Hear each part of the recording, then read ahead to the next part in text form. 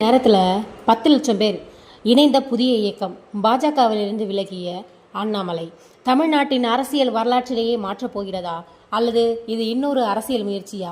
இன்று இந்த வீடியோவில் முழு உண்மையும் பார்க்க போகிறோம். வீடியோவை ஸ்கிப் பண்ணாமல் பாருங்கள். என்ன நடந்துச்சு அப்படின்னா, தமிழக அரசியலில் மிகப்பெரிய அதிர்ச்சி ஏற்படுத்த ஒரு அறிவிப்பு வெளியாக இருக்குது. அண்ணாமலை அவர்கள் அதிகாரப்பூர்வமாக பாஜகவிலிருந்து விலகியிருக்கிறாரு. ஆனால் இது சாதாரண விலகலில் அவர் புதிய அரசியல் இயக்கத்தை தொடங்கியிருக்கிறாரு.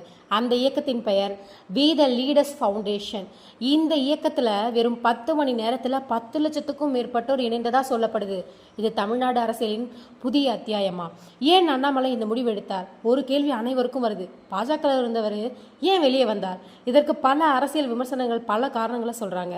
மாநில அரசியலில் தனி அடையாளத்தை உருவாக்கணும், தமிழகத்தில் புதிய அரசியல் மொழி உருவாக்க வேண்டும், குடும்ப அரசியலை எதிர்க்க வேண்டும், நேரடி மக்கள் அரசியல் செய்ய வேண்டும். அண்ணாமலை சொல்வது அரசியல் என்பது ஒரு குடும்பத்திற்கானது அல்ல. இந்த ஒரு வரி தற்போது பெரிய விவாதமாக மாறியிருக்கு. அவர் சொன்ன மிகப்பெரிய வாக்குறுதி என்ன தெரியுங்களா?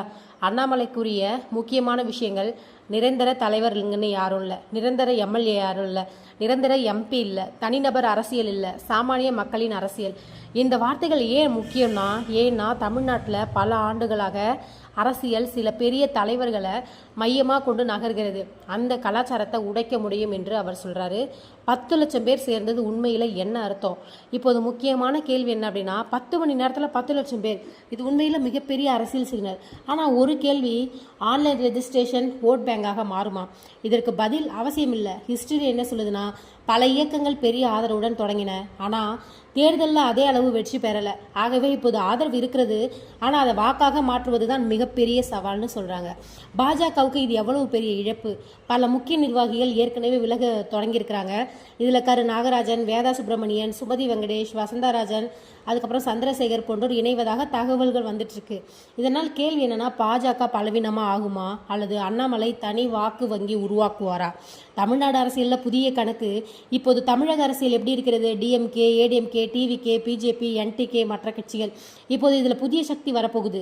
இதனால் ஓட் ஸ்பிளிட் ஏற்படுமா அல்லது புதிய அலை உருவாகுமா? இதுதான் பெரிய கேள்வி.